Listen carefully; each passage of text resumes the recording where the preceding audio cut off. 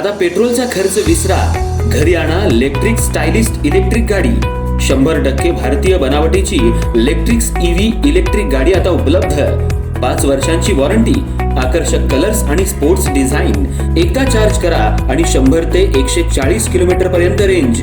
अत्याधुनिक सर्व्हिस सुविधा, लोन सुविधा सुद्धा उपलब्ध।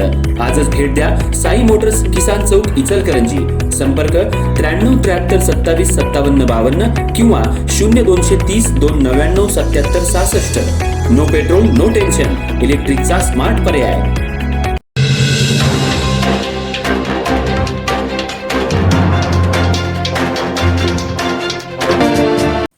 कबनूर गोळीबार प्रकरणाच्या तपासात बेकायदा पिस्टलसह अन्य अग्निशस्त्रांची निर्मिती करून त्यांची तस्करी करण्याचा डाव उघडकीला आणत स्थानिक गुन्हे अन्वेषण शाखा आणि शिवाजीनगर पोलिसांनी उधळून लावलाय।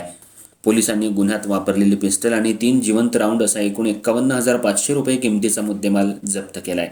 या प्रकरणी शुभम दीपक सूर्यवंशी वय 25 राहणार साईनगर कोल्हापूर रोड कबनूर आणि जॉकी राजू माळगे वय 28 राहणार फुलेनगर कबनूर त्यांना न्यायालयात हजर केलं असता सोमवारपर्यंत पोलीस कोठडी सुनावण्यात आली।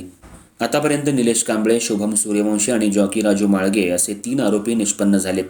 दरम्यान गोळीबारात गंभीर जखमी निलेश कांबळे याच्यावर CPR रुग्णालयात उपचार सुरू आहेत। घटनेनंतर गुन्ह्यात वापरलेलं बेकायदा पिस्टल आणि ते निलेश कांबळे याला पुरवणारा संशयित पोलिसांच्या हाती लागत नव्हता। आरोपी तसंच पिस्टलच्या शोधासाठी स्थानिक गुन्हे शाखेनं स्वतंत्र पथकं तयार करून तपासाला सुरुवात केली।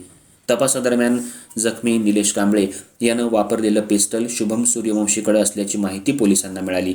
हे पिस्टल विल्हेवाट लावण्याच्या उद्देशानं शुभम तिळवणी माळभाग रस्त्यावर फिरत असल्याची माहिती पथकाला मिळाली।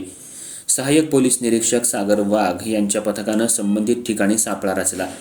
पोलिसांची चाहूल लागू न देता शुभमला ताब्यात घेण्यात आलं। त्याच्याकडे कसून चौकशी केली असता त्यानं गुन्ह्याची कबुली दिल्याची माहिती पोलिसांनी दिली। त्याच्या ताब्यातून गुन्ह्यात वापरलेली पिस्टल आणि 3 जिवंत राऊंड असा एकूण 51,500 रुपये किमतीचा मुद्देमाल जप्त करण्यात आला। शुभमकडून मिळालेल्या माहितीनंतर शिवाजीनगर पोलिसांच्या तपासात हे पिस्टल जॉकी माळगे याच्याकडून घेतल्याचं तपासात निष्पन्न झालं। त्यानंतर पोलिसांनी जॉकी माळगे याला अटक केली। त्यामुळे बेकायदा अग्निशस्त्रांचा पुरवठा आणि संभाव्य तस्करीचा धागा पोलिसांच्या हाती लागलाय। या प्रकरणाला वेगळंच वळण लागलंय।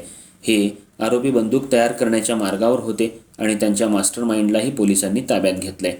बंदूक तयार करून हवेमध्ये गोळीबार करून बंदूक ट्रायल घेण्यात आली होती, त्याचवेळी हा अपघात घडला आहे। छऱ्याची बंदूक, गावठी कट्ट्याचा प्रयत्न।